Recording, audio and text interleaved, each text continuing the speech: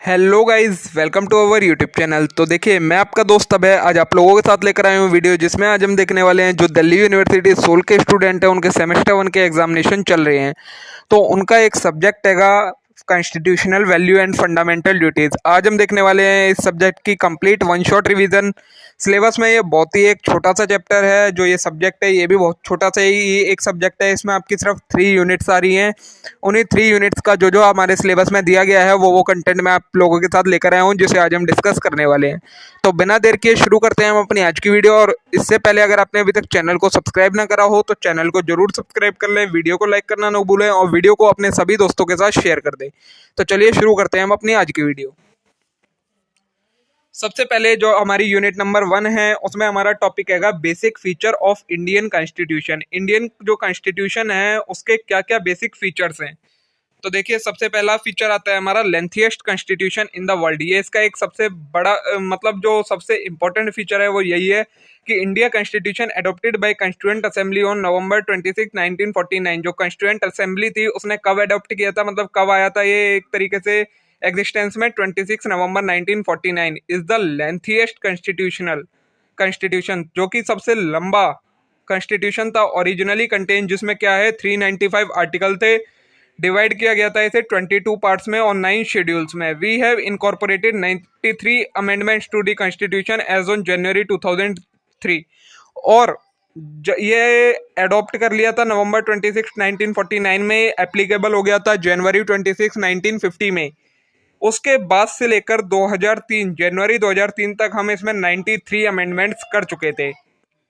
It has been a model for many developing country, और कई सारे विकसित हो रहे देशों के लिए ये एक तरीके से मॉडल बन गया। सेकंड हैगा हमारा जो इसका फीचर है वो है socialist and secular. The preamble of constitution has incorporated the term socialist and secular. Constitution ने हमें दो टर्म बताई, सोशलिस्ट और secular, through the 42nd amendment of the constitution in 1976। 1976 के अंदर जब 42 अमेंडमेंट हुई थी इसमें, उसमें ये सोशलिस्ट और सेकुलर का वर्ड सामने आया था कॉन्स्टिट्यूशन के अंदर, मतलब अमेंड किया गया था। Socialist means nationalisation of the means of production and equal distribution of wealth. Socialist का मतलब क्या होता है, जो भी मीन्स ऑफ प्रोडक्शन है उनका नेशनलाइजेशन कर देना, मतलब देशीकरण कर देना, और सभी चीज जो वेल्थ हैगी मतलब इनकम हैगी उसे इक्वली डिस्ट्रीब्यूट कर देना, ये कहता है हमारा सोशलिस्ट। और सेक्युलर का एम क्या था, separation of religion from the state. जो राज्य हैं उनसे धर्म को अलग कर देना, मतलब एक तरीके से खत्म कर देना, वो कहलाता है हमारा सेक्युलर। ठीक है। नेक्स्ट फीचर हैगा sovereignty reside in people. The introduction of constitution declare that the constitution of India was adopted and enacted by the people of India and they are custodian of the republic. इसका मतलब क्या है कि ये कहा गया है, कॉन्स्टिट्यूशन ने ये डिक्लेयर करा है कि जो इंडिया का कॉन्स्टिट्यूशन है वो किसको द्वारा, वहाँ के लोगों के द्वारा लाया गया है, और वही इसके कस्टडियन है, वही इसकी गणतंत्रता को संभाल के रखेंगे। ठीक है। नेक्स्ट हैगा parliamentary form of government. Feature हैगा ये भी एक इसका, तो the constitution of India stabilize a parliamentary form of government both at central and state. In a parliamentary form of government, the Prime Minister and Council of Ministers are responsible for all their action to the government, particularly to the lower house लोक सभा। जो India का constitution है उसने एक parliamentary form of government को stabilise करा है। पार्लियामेंट्री फॉर्म ऑफ गवर्नमेंट क्या होती है, जिसमें जो गवर्नमेंट होती है उसे कई फॉर्म्स में डिवाइड कर दिया जाता है, कई लेवल्स पर डिवाइड कर दिया जाता है। सबसे मेन हेड जो ऑर्डर देता है सारे, वो प्राइम मिनिस्टर रहेगा। बाकी जो काउंसिल ऑफ मिनिस्टर हैं वो रिस्पॉन्सिबल होते हैं किसी भी काम के लिए गवर्नमेंट के। ठीक है। सेंट्रल गवर्नमेंट के किसी भी काम के लिए वो रिस्पॉन्सिबल होते हैं, जो कि लोकसभा में इंक्लूड होते हैं। नेक्स्ट है unique behind of rigidity and flexibility. ये भी इसका एक फीचर है। Though India has a written constitution, the India constitution is not a rigid as American constitution. जो इंडिया का कॉन्स्टिट्यूशन है वो एक मतलब रिटर्न लिखित संविधान हैगा, जो कि अमेरिका के कॉन्स्टिट्यूशन के तरह रिजिड नहीं है, मतलब एक तरीके से प्रतिबंधता नहीं है किसी के ऊपर कि इसको बिल्कुल ही बहुत ही पक्के तरीके से आपको फॉलो करना है। तो it has incorporated the flexible nature in the procedure for amendment. तो इसमें हमने क्या कर रखा है कि जैसे जैसे हमें इसमें बदलाव करने होंगे, फ्लेक्सिबल बना रखा है हमने कि हम इसमें अमेंडमेंट कर सके।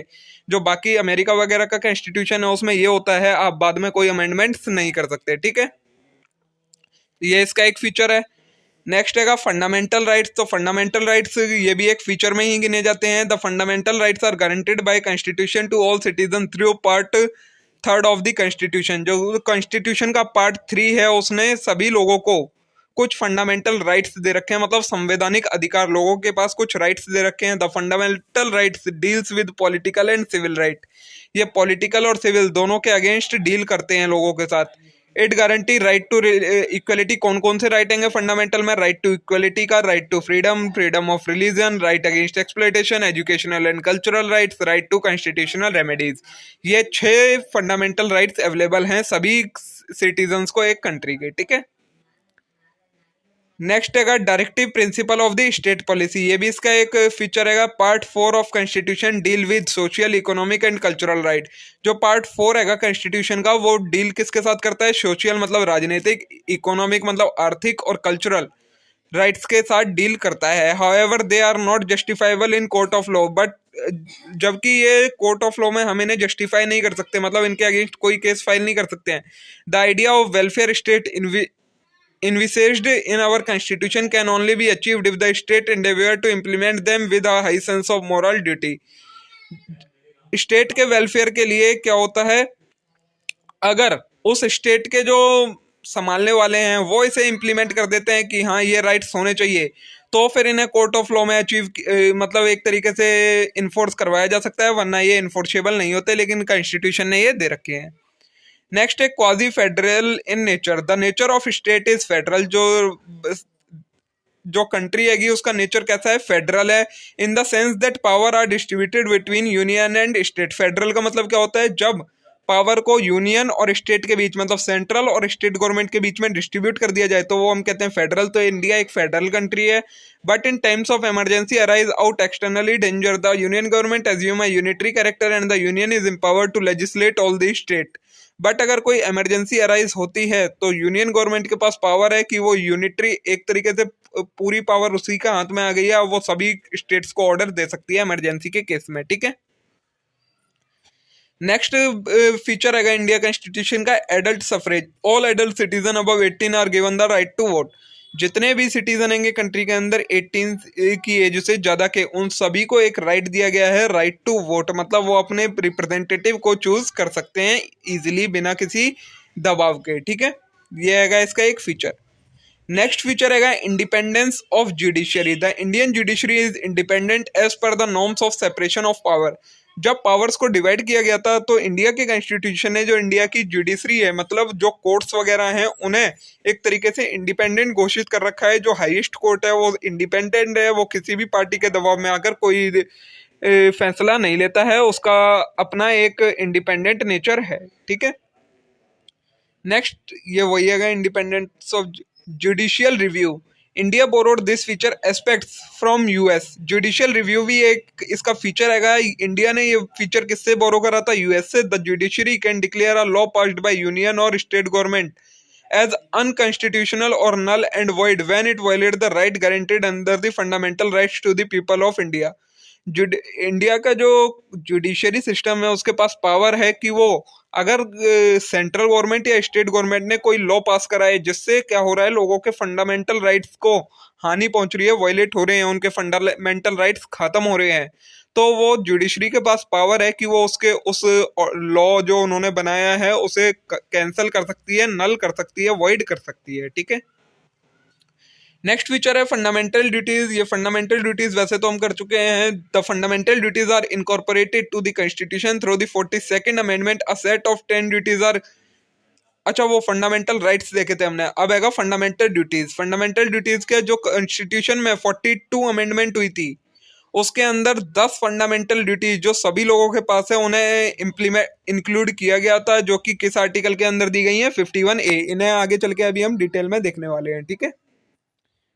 ये हो गए आपके सारे यहाँ तक फीचर कॉन्स्टिट्यूशन ऑफ इंडिया के। अब आती है बात डेमोक्रेसी क्या होती है।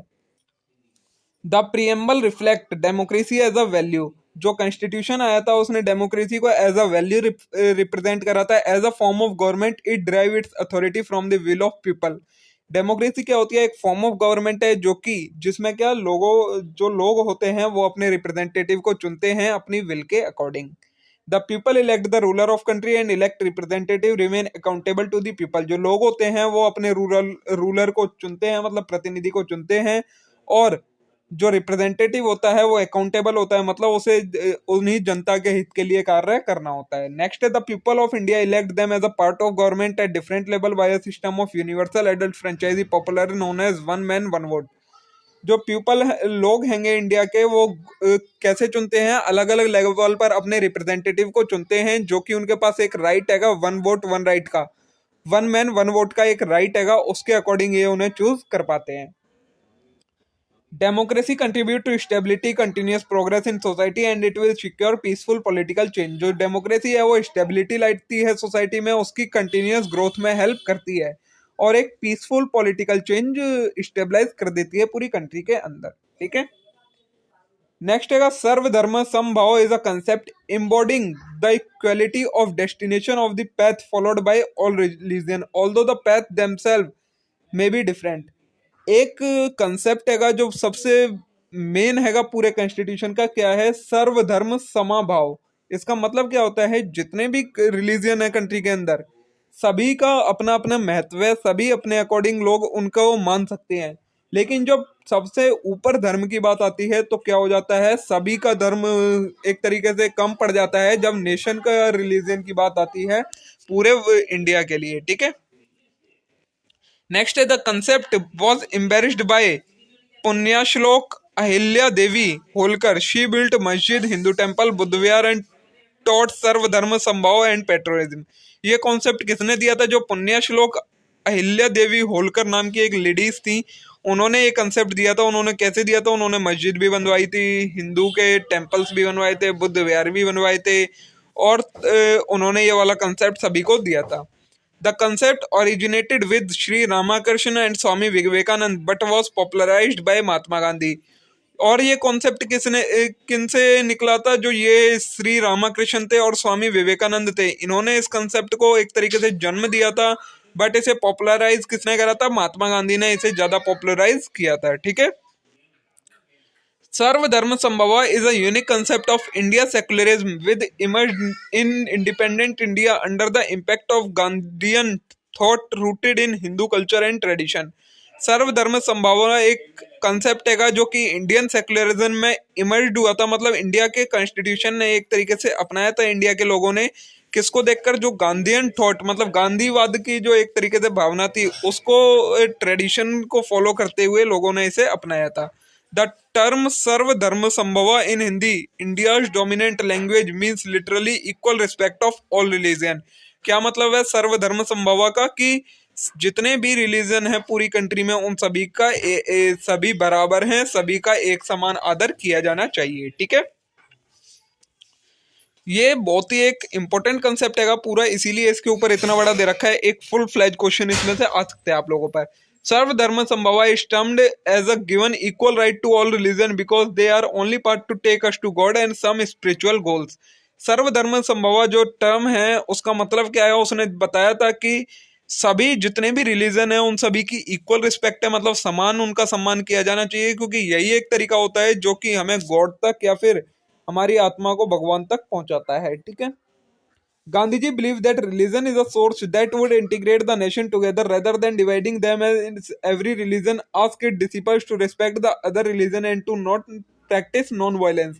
गांधी जी बिलीव करते थे कि एक रिलीजन ही ऐसा चीज है जो कि नेशन को बांट रहा है, तो उन्होंने अपने डिसिपल्स को कहा था कि हमें कोई भी रिलीजन को अलग अलग नहीं समझना है, सभी को एक समान समझना है और आप लोगों को सभी की रिस्पेक्ट करनी है और नॉन वायलेंस का पाथ फॉलो करना है। It is believe that every person has a right to practice any religion. ये माना जाता है कि सभी जितने भी लोग हैं सभी के पास अपने अपने रिलीजन को फॉलो करने का राइट हैगा। They want to choose and identify themselves to be belonging to the particular religion and worshipping a particular god as all are the same।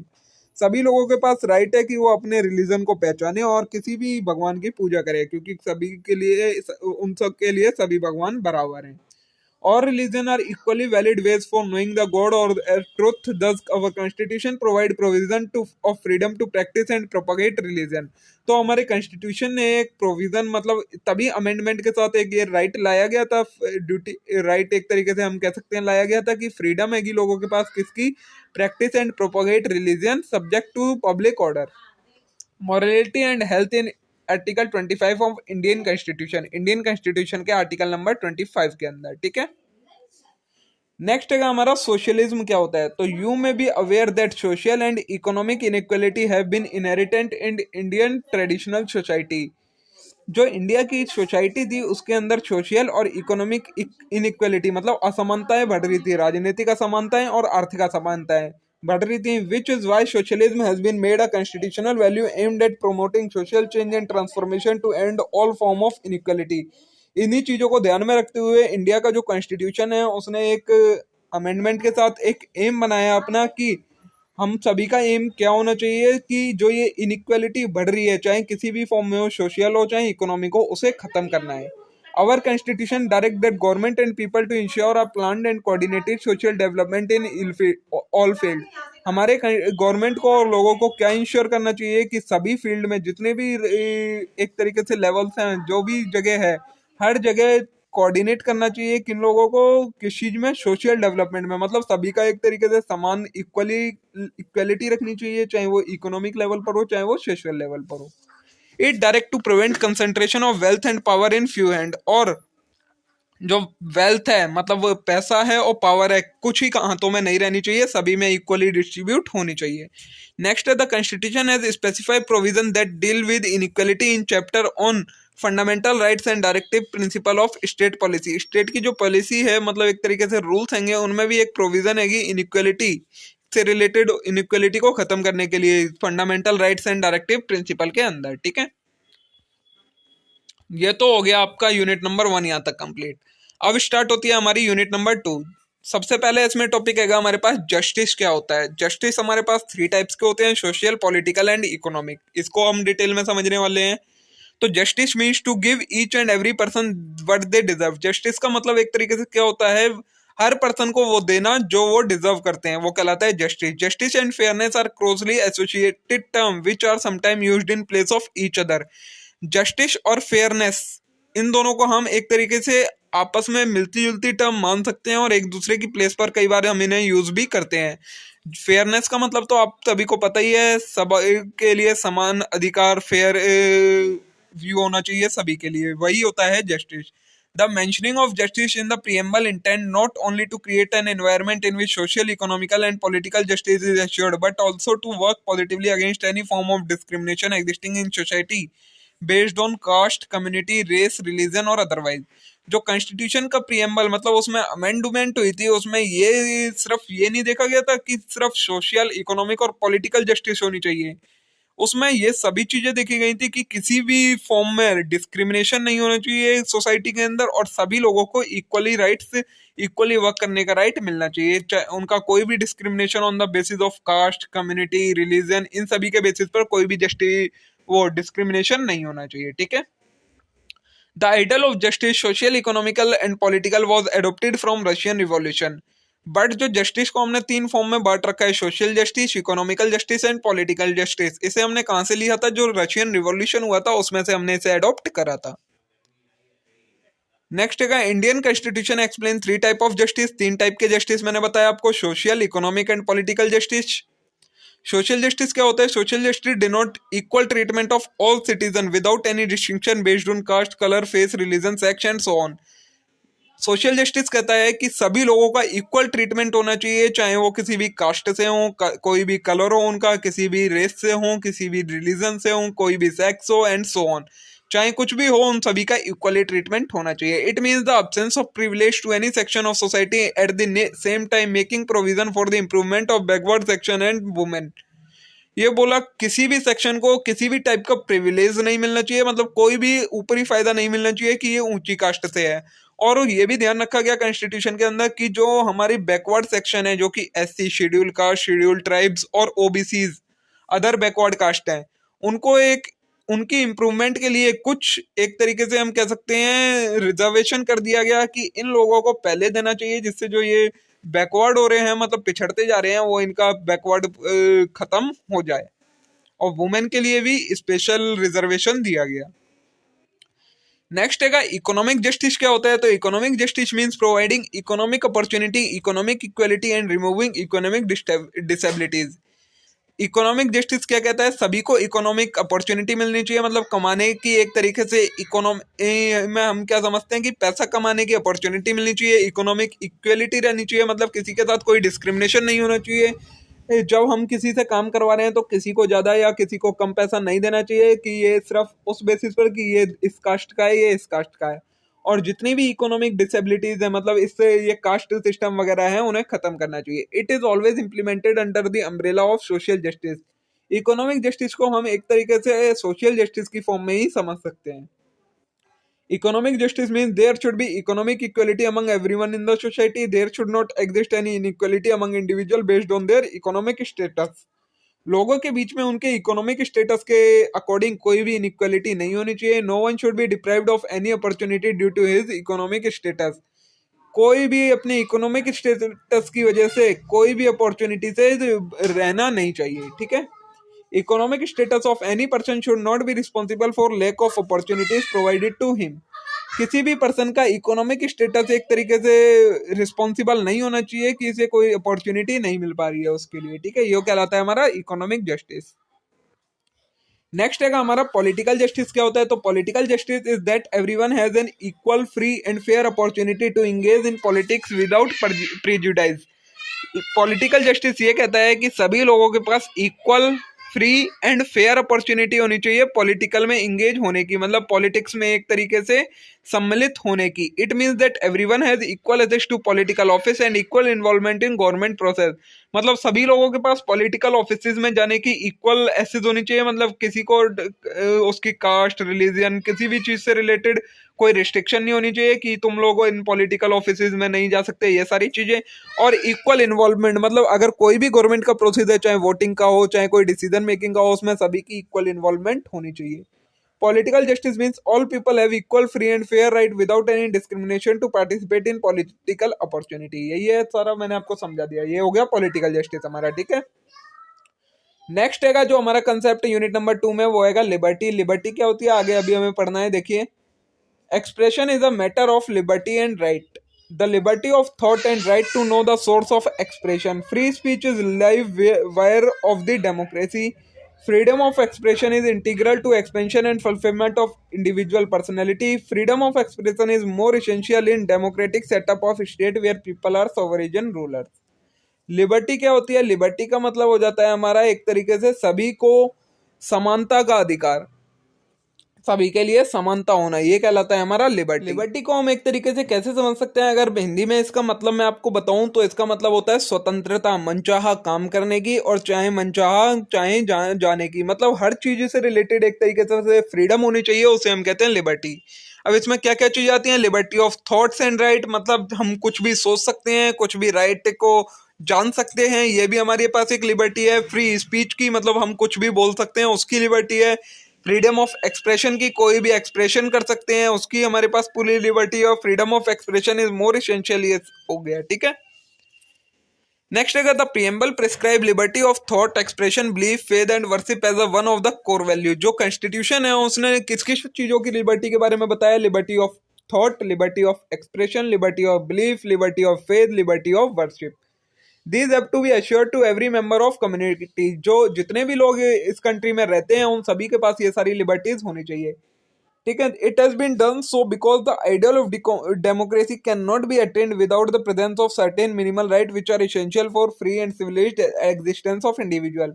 ये किस लिए किया गया था, क्योंकि डेमोक्रेसी का एग्जिस्ट करना पॉसिबल नहीं हो पाता अगर ये सारे राइट्स लोगों को नहीं दिए जाते।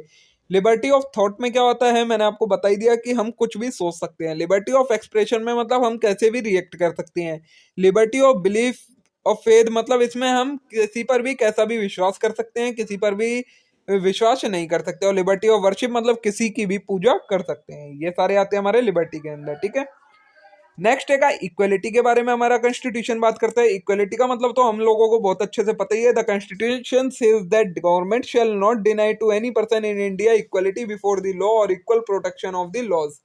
हमारा कॉन्स्टिट्यूशन कहता है कि गवर्नमेंट किसी भी पर्सन को मना नहीं कर सकती किसमें, इक्वलिटी बिफोर लॉ, मतलब लॉ से रिलेटेड सभी इक्वलिटी होंगी और equal protection of the laws, और लॉज को प्रोटेक्ट करने की भी उनके पास एक तरीके से इक्वलिटी होगी।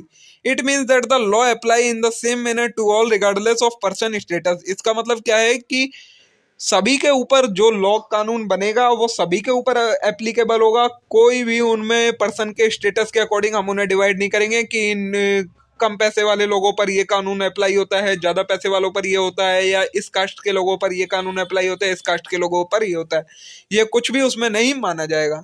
This is called the rule of law. इसे हम कहते हैं रूल ऑफ लॉ, मतलब कानून का एक तरीके से रूल करना। Rule of law is the foundation of any democracy. किसी भी डेमोक्रेसी की फाउंडेशन जो बेस होता है वो होता है rule of law. It means that no person is above the law. इसका मतलब क्या है कि कोई भी पर्सन कानून से ऊपर नहीं आता, कानून बना है तो सभी के लिए एप्लीकेबल होगा।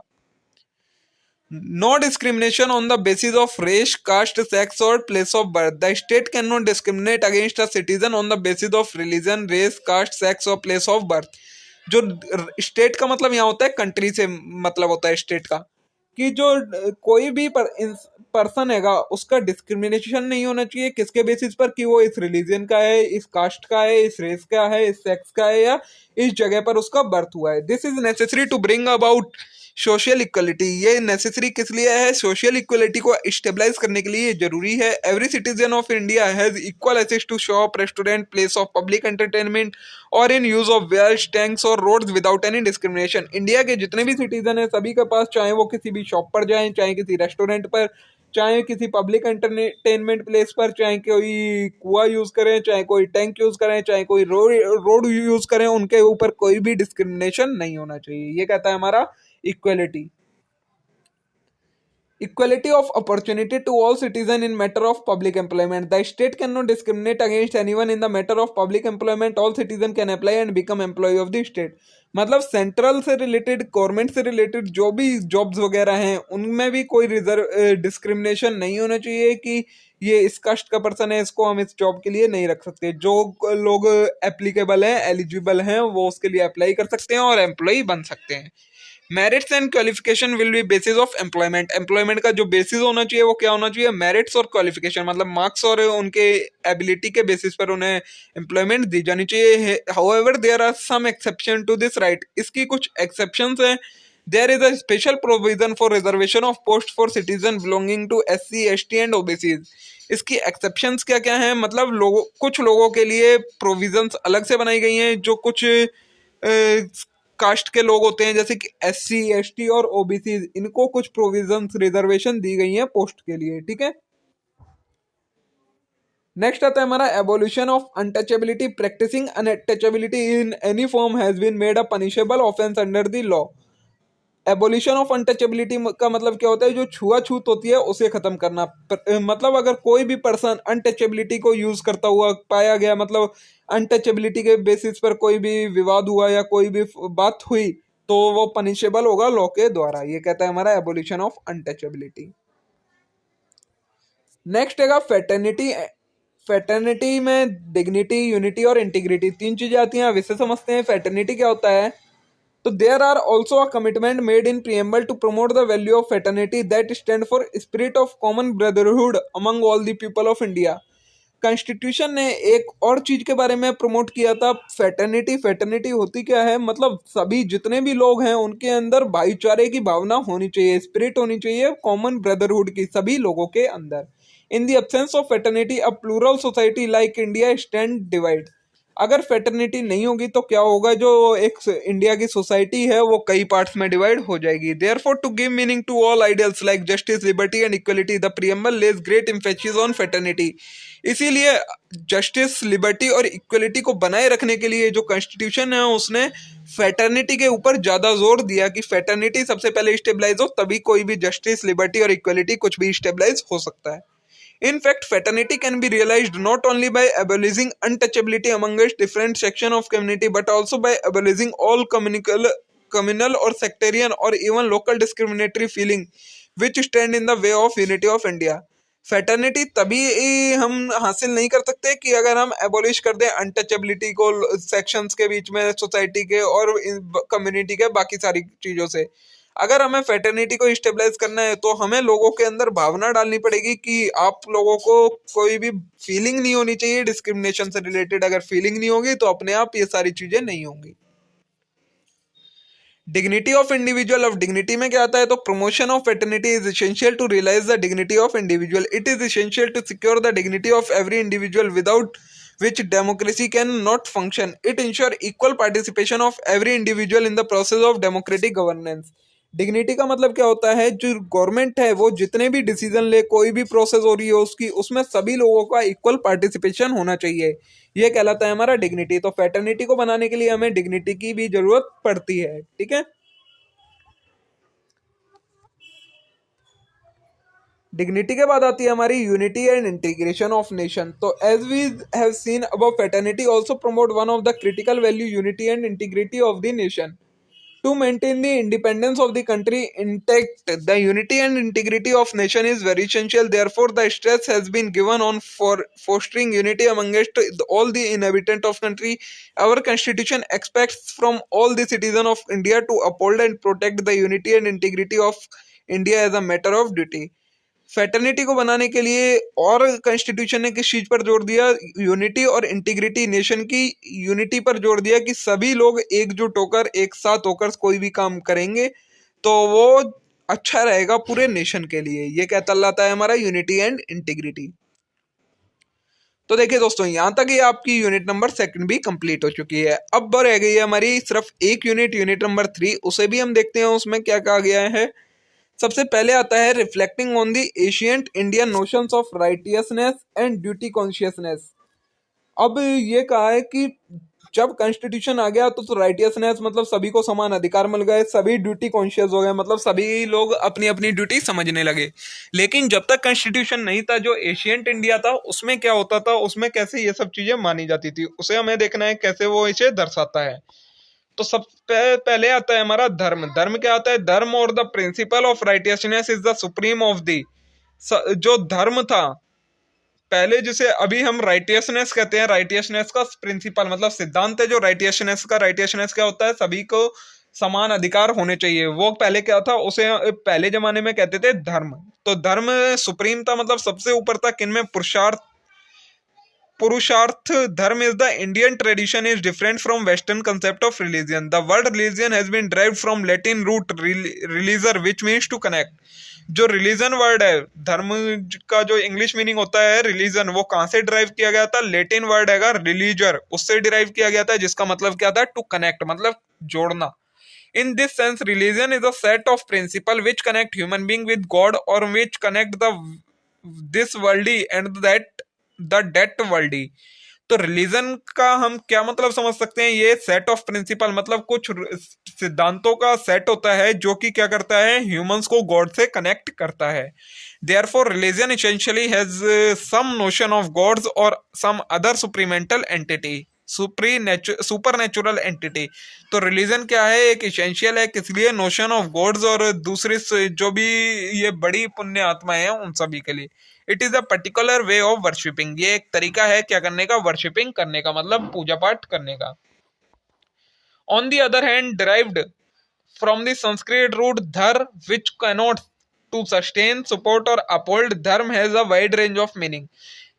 ये तो हमने देख लिया कि इंग्लिश में रिलीजन रिलीजर वर्ड से ड्राइव हुआ था, उसका क्या मतलब था। अब अगर हम हिंदी में देखें तो धर्म जो है वो धर वर्ड, जो संस्कृत का वर्ड है धर, उससे ड्राइव हुआ है, जिसका मतलब क्या होता है, सपोर्ट, सस्टेन और कैनॉट्स करना, मतलब जुड़ना किसी से।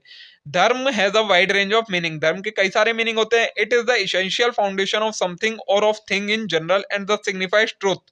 ये एक सच्चाई का प्रतीक है, सच्चाई दर्शाता है। It is that which is stabilised, customary, proper and therefore means tradition. ये स्टेबलाइज्ड है, कस्टमरी है, मतलब पूरे तरीके से, एक तरीके से अपनाया गया है। तो इसका और क्या मतलब हो जाता है, ट्रेडिशनल है, ये सेरेमनल है। It is one's duty, responsibility, imperative and thereby moral obligation है। ये सभी की ड्यूटी है, रिस्पॉन्सिबिलिटी है, इंपेरेटिव है, इसलिए हम ये भी कह सकते हैं कि धर्म मॉरल ऑब्लिगेशन है। It is that which is right, virtuous, meritorious and accordingly ethical. और हम इसे क्या क्या कह सकते हैं, ये राइट है, वर्टियस है, मेरिटियस है और अकॉर्डिंगली एथिकल है। And it is that which is required, precepted और permitted through religion, authority and thus legal. तो इसीलिए हमने इसे लीगल समझ लिया और सभी को रिलीजन की अथॉरिटी दे दी है। ठीक है, आगे भी इसका दिया गया है, the word dharma passed through several tradition of meaning and ultimately its most prominent significant come to be the privilege duty and obligation of man of the caste as a person in particular stage of life. ये कहा गया है धर्म कई सारे transition से, मतलब कई सारे मीनिंग से गुजरा है, और उसके बाद जो इसका सबसे अच्छा मीनिंग निकाला गया है वो क्या है, ये एक तरीके से प्रिविलेज है, फायदा है, ड्यूटीज है मतलब लोगों की ड्यूटी है, ऑब्लिगेशन है मतलब एक तरीके से लोगों के ऊपर लाइबिलिटी है कि सभी कास्ट के जो लोग हैं वो किसी ना किसी की वर्शिप करेंगे, और उन सभी को इसके बारे में बताया गया है। We find various form of dharma in the sense of duty in ancient India. हमने कई सारी फॉर्म फाइंड करी है धर्म की एशियंट इंडिया में in the form of duty, जो उन्होंने लोगों ने माना है कि ये हमारी ड्यूटी है। जैसे कि सामान्य धर्म, some general rule which are universal in nature like truth, non violence and non stealing. कुछ सामान्य धर्म थे, मतलब सभी धर्मों में पाए जाते थे। क्या क्या रूल थे, जैसे कि यूनिवर्सल इन नेचर में, जो पूरे विश्व में यूनिवर्सल थे, ट्रूथ मतलब सच होना चाहिए सभी में, नॉन वायलेंस अहिंसा नहीं मतलब अहिंसा होनी चाहिए, और नॉन स्टीलिंग किसी के मन में कोई भी चोरी नहीं होनी चाहिए। ये सामान्य धर्म थे, मतलब सभी धर्मों में पाए जाते थे। फिर राजधर्म थे कुछ, मतलब जो किंग की ड्यूटीज थी वो राजधर्म कहलाती थी। स्त्री धर्म थे जो वुमेन्स की ड्यूटी थी। दंपत्य धर्म थे जो कि किसकी थी, हस्बैंड और वाइफ की ड्यूटी थी। वर्ण धर्म थे जो कि वर्णास के ड्यूटीज थी। आश्रम धर्म थे जो कि डिफरेंट स्टेजेस, जो लाइफ जैसे जैसे चेंज होती रहती है उसके अकॉर्डिंग कुछ धर्म होते हैं, वो कहलाते हैं आश्रम धर्म। और आपात धर्म क्या थे, जो कि किसी इमरजेंसी पीरियड में क्या धर्म होता है, क्या ड्यूटी होती है लोगों की, वो कहलाता है आपात धर्म। ठीक है, ये हो गया हमारा धर्म के बारे में कंप्लीट, कि पहले जब कॉन्स्टिट्यूशन नहीं था तो लोग इन सभी ड्यूटीज को कैसे फॉलो करते थे। अब आएगा हमारे पास फंडामेंटल ड्यूटीज, जो हमारी फंडामेंटल ड्यूटीज दी गई हैं। फंडामेंटल राइट्स तो मैंने आपको बता दिया है, ड्यूटीज की आज हमें बात करनी है। अब आर्टिकल 51A में सबसेक्शन ए से लेकर के तक में हमें फंडामेंटल ड्यूटीज के बारे में बताया गया है। There are 11 fundamental duties of citizen of India. जो इंडिया के लोग हैं उनकी 11 फंडामेंटल ड्यूटीज दी गई हैं कॉन्स्टिट्यूशन के अंदर। नंबर 1 हैगी to abide by constitution and respect its ideal and institution, the national flag and national anthem. मतलब सभी लोग कॉन्स्टिट्यूशन से बंधे होंगे। सभी इसके आइडल कौन कौन है, नेशनल फ्लैग और नेशनल एंथम मतलब राष्ट्रीय ध्वज और राष्ट्रीय गान, उनकी रिस्पेक्ट करेंगे। सेकंड है to cherish and follow the noble idea which inspired our national struggle for freedom.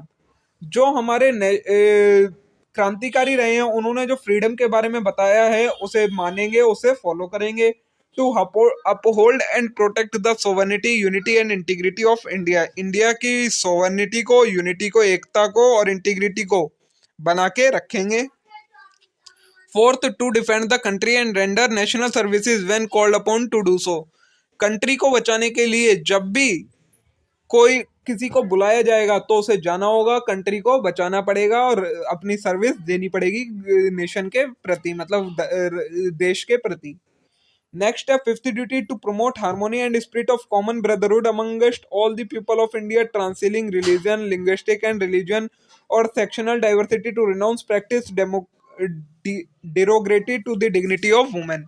क्या बोला गया है, प्रमोट करेंगे किस चीज को, सभी लोग एक दूसरे में फैलाएंगे क्या, भाईचारे की भावना। कोई भी रिलीजियन, लैंग्वेज और सेक्शन के बेसिस पर किसी भी को डिवाइड नहीं करेगा, सभी एक समान रहेंगे, भाईचारे की भावना को बढ़ावा देंगे और वुमेन है उनकी रिस्पेक्ट करेंगे।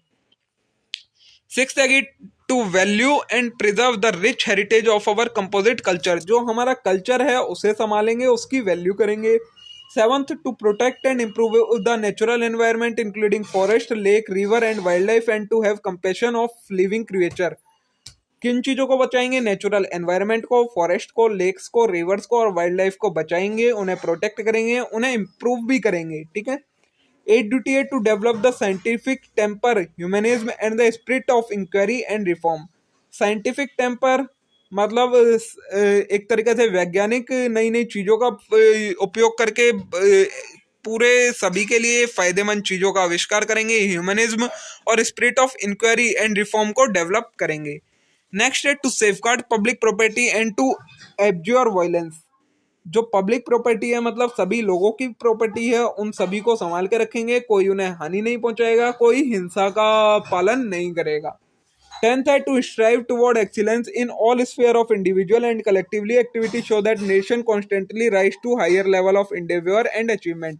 सभी लोग उसी दिशा में काम करेंगे जिस दिशा में काम करने से जो नेशन है, कंट्री है, उसका डेवलपमेंट हो, वो आगे बढ़ती रहे, उसी तरीके से सभी को काम करना है एकजुट होकर। नेक्स्ट है कि 11th, who is a parent और guardian to provide opportunity for education to his child as the case may be ward between the age of 6 and 14 year. कोई भी पेरेंट्स या गार्जियन जो भी है वो अपने बच्चे को, जो कि 6 से लेकर 14 साल तक का बच्चा होगा, उसे कैसे भी करके एजुकेशन प्रोवाइड करवाएंगे, उन्हें एजुकेशन से अलग नहीं रखेंगे। शिक्षा का अधिकार सभी को है, उन्हें शिक्षा प्राप्त करवाएंगे कैसे भी करके, ये बोला गया है 11th ड्यूटी के अंदर। ये थी हमारी 11 फंडामेंटल ड्यूटीज। ये भी एक आपका फुल फ्लैज क्वेश्चन के फॉर्म में आ सकता है, ठीक है। अब नेक्स्ट है legal status of fundamental duties. जो फंडामेंटल ड्यूटीज है, अगर इनका कोई पालन ना करे तो उसके लिए क्या चीजें अवेलेबल है, क्या लीगल स्टेटस है, वो देखना है हमें जुडिशियल अप्रोच के अंदर। देखिए, the fundamental duties are non enforceable and non justifiable. जो फंडामेंटल ड्यूटीज होती हैं वो नॉन इन्फोर्सेबल है और नॉन जस्टिफिएबल है, मतलब इनके लिए कोई भी एक तरीके से किसी पर प्रेशर नहीं बना सकता। ये ड्यूटी हैंगी लोगों की, लेकिन इसके लिए कोई भी लॉ वगैरह प्रेशर नहीं डाल सकता है। There is no provision in the constitution for direct enforcement of this duty. इन ड्यूटीज को डायरेक्टली इन्फोर्स करने के लिए, मतलब लोगों से पालन करवाने के लिए, कॉन्स्टिट्यूशन ने लॉ के अंदर कोई भी प्रोविजन नहीं दी है। It means that no citizen can be punished by court for violation of fundamental duties. इसका मतलब क्या होता है, फंडामेंटल ड्यूटीज को अगर कोई वायलेट करता है तो उसको कोई सजा नहीं मिलेगी कोर्ट के द्वारा। In this regard fundamental duties are like directive principle of state policy of part 4। इसीलिए हम इन्हें फंडामेंटल ड्यूटीज को डायरेक्टिव प्रिंसिपल कहते हैं स्टेट पॉलिसी के, ठीक है। नेक्स्ट है on the needy to obey fundamental duties. The Supreme Court of India issued a notice in 1998 to Government of India inquiring about its plan to teach fundamental duties to citizen of India। सभी लोग इन duties का पालन करें, इसके लिए जो supreme court है India का, उसने एक नोटिस दिया था 1998 में गवर्नमेंट में, किस बारे में, कि सभी लोगों को फंडामेंटल ड्यूटीज के बारे में एजुकेशन दी जानी चाहिए। In response to this notice, Government of India established a committee under the chairmanship of Justice J.S. Verma Committee, known as Verma Committee, on fundamental duty of citizen to examine operational aspects of fundamental duties and recommended steps which can be teach and educate people about the need to obey fundamental duties। इसी के जो notice supreme court ने दिया था, उसके response में जो India की गवर्नमेंट थी, उन्होंने एक कमेटी बिठाई। किसके, क्या नाम था कमेटी का, वर्मा कमेटी, जो कि किसकी चेयरमैनशिप में, जेएस वर्मा की चेयरमैनशिप में। इसमें क्या एग्जामिन किया गया कि क्या क्या एस्पेक्ट होते हैं फंडामेंटल ड्यूटीज को फॉलो करने के, वो लोगों को सिखाने चाहिए जिससे वो इन्हें फॉलो करें। Fundamental duties can strengthen the foundation of society and nation but mere legislation is not enough to fulfil them.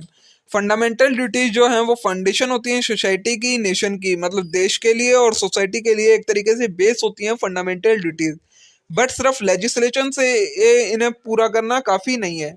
N effective implementation of this rule is essential for an effective fulfilment of duties. इन rule को effectively implement करना होगा अगर हमें इन्हें fulfil करवाना है तो। That is why if favourable attitude and commitment to obey duty are created among the citizen of India.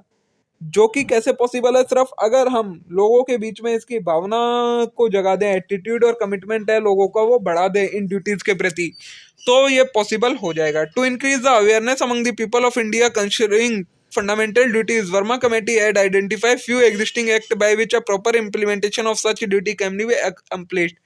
इन्हीं चीजों को ध्यान में रखते हुए लोगों के अंदर अवेयरनेस बढ़ाने के लिए फंडामेंटल ड्यूटीज से रिलेटेड वर्मा कमेटी ने कुछ प्रॉपर किन चीज का एक्ट्स का इम्प्लीमेंट किया जो कि इस इन फंडामेंटल ड्यूटीज को फॉलो करने में हेल्प करेंगे। कौन कौन से, तो देखिए, नंबर 1 है the representation of people act 1951। According to this act, membership of any member of India parliament और state legislature can be rejected if he और she found involved with corrupt activities. Representation of people act 1951 implement किया गया है, जिसके according क्या था, अगर कोई भी मेंबर पार्लियामेंट, इंडिया पार्लियामेंट का या किसी भी लेजिस्लेचर का कोई करप्ट काम करता पाया गया तो उसे उसकी जो पोस्ट हैगी, मेंबरशिप हैगी, उसे रिजेक्ट कर दिया जाएगा। सेकंड था the unlawful activity protection act 1967। इसमें क्या गया, sectarian organisation within the national boundary of India must be banned in view of making a peaceful and stable society. जो सेक्टेरियन ऑर्गेनाइजेशन है, मतलब जो लोगों को बांट रही है, ऐसी कोई भी सोसाइटी जो स्टेबलाइज होना चाहेगी सोसाइटी के अंदर, उसे बैन किया गया। नेक्स्ट है the protection of civil right act 1955। Offenders who preach and practise untouchability must be punished in accordance with the act. कोई भी लोग जो बदले की भावना जगाएंगे, छुआछूत की भावना जगाएंगे, उन्हें पनिश किया जाएगा इस एक्ट के अंदर। The wild life protection act 1972, इसे इंप्लीमेंट किया गया। It aim at protecting and preserving and the perishing animal, birds and plant. इसके अकॉर्डिंग क्या था कि अगर कोई भी एनिमल, बर्ड और प्लांट को प्रोटेक्ट करने के लिए इस एक्ट को इम्प्लीमेंट किया गया और ये प्रोहिबिट किया गया, कोई भी एनिमल्स की इलीगल ट्रेडिंग नहीं किया करेगा। नेक्स्ट है the prevention of insult to national honour act 1971। By this act insult and disrespect of national anthem, flag and constitution of Indian land has been firmly prohibited. इस act के according क्या, कोई भी person अगर national anthem, national flag या constitution का किसी भी लैंड पर, मतलब किसी भी स्थान पर डिसरिस्पेक्ट करता या इंसल्ट करता पाया गया तो उसे सजा मिलेगी। ये था prevention of insult to national honour act 1971 में। Next sixth act the forest conservation act 1980। The act strongly prohibit the destruction of natural forest keeping in mind its increasing degradation. It also prohibit the usages of forest for human activity. क्या बोला गया, कोई भी अगर natural forest को destruct करता, मतलब नुकसान पहुंचाता पाया गया तो उसे सजा मिलेगी। ये ध्यान में रखना है कि ये डिगार्डेशन, ये ध्यान में रखते हुए कि वो नेचर को हानि पहुंचा रहा था, और ये भी प्रोहिबिट किया गया कि किसी भी ह्यूमन एक्टिविटी के लिए फॉरेस्ट का यूज नहीं किया जाएगा। तो ये एक्ट इंप्लीमेंट किए गए लोगों के अंदर क्या करने के लिए, जो ये फंडामेंटल ड्यूटीज हैं इनकी अवेयरनेस को बढ़ाने के लिए। तो देखिए दोस्तों, इसी के साथ ये हमारा पूरा subject constitutional values and fundamental duties खत्म होता है। जितना भी इंपॉर्टेंट कंसेप्ट थे, जो भी आपके सिलेबस में थे, एक एक कंसेप्ट मैंने आपको बहुत ही डिटेल में एक्सप्लेन कर दिया है। मैंने को ये वीडियो बनानी पड़ी क्योंकि यूट्यूब पर कहीं पर भी कोई ऐसा कंटेंट अवेलेबल नहीं है जिसमें आपको सभी ये चीज़ें इतनी डिटेल में समझा रखी हो। तो मे भी आज की वीडियो आप लोगों के लिए यूजफुल रही होगी। अगर वीडियो अच्छी लगी हो तो वीडियो को लाइक जरूर कर दें, चैनल को जरूर सब्सक्राइब कर लें और वीडियो को ज़्यादा से ज़्यादा शेयर करें अपने दोस्तों के साथ। आज के लिए इतना ही, थैंक यू।